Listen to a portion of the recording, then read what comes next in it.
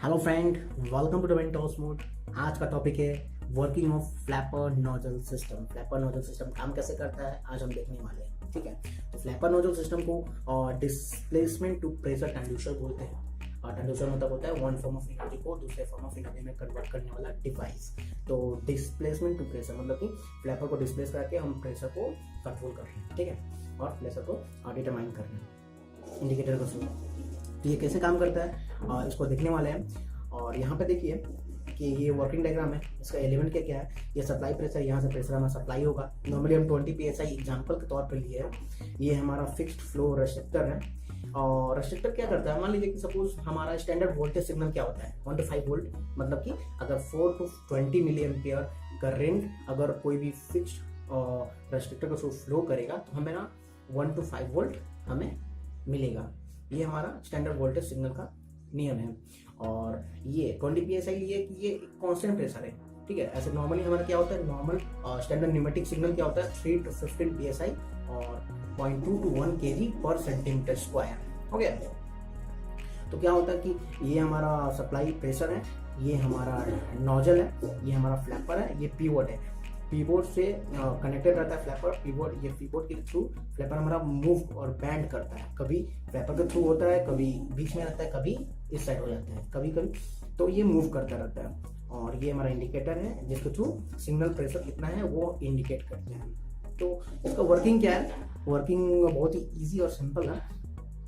कि सपोज कीजिए हम सप्लाई प्रेशर दिए 20 psi और फिक्स फ्लो रेस्ट्रिक्टर क्या करता है, उसको रेस्ट्रिक्ट करता है, जितना प्रेशर हमें चाहिए उतना ही यहाँ से पास होगा।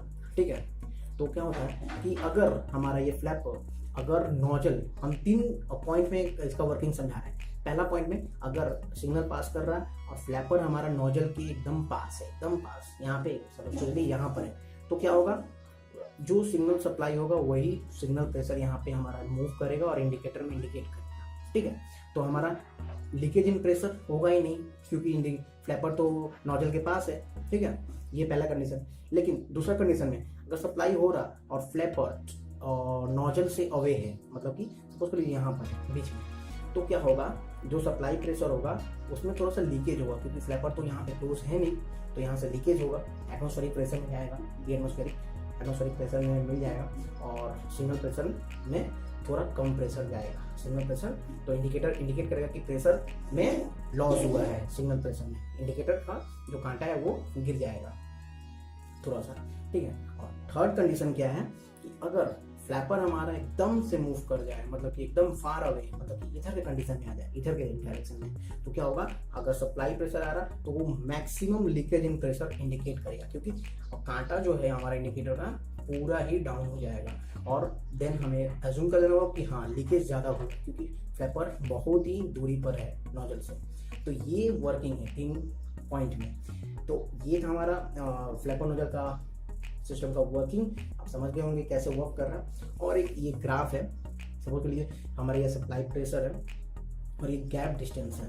तो अगर सप्लाई प्रेशर दे रहा है, गैप डिस्टेंस यहाँ पर है, तो यहाँ पे तो बहुत कम है, तो ज़्यादा होगा, इंडिकेटर इंडिकेट करेगा सिग्नल प्रेशर को। लेकिन अब गैप डिस्टेंस धीरे धीरे इंक्रीज हो रहा है। तो देखिए हमारा सप्लाई प्रेशर का कैसे कैसे डिक्रीज हो रहा है, धीरे धीरे डिक्रीज होगा और लास्ट में मैक्सिमम लीकेज शो करेगा। तो ये था हमारा ग्राफ। तो आई होप कि फ्लैपर नोजल सिस्टम का वर्किंग आपको समझ में आया होगा। Okay friends, thanks for watching.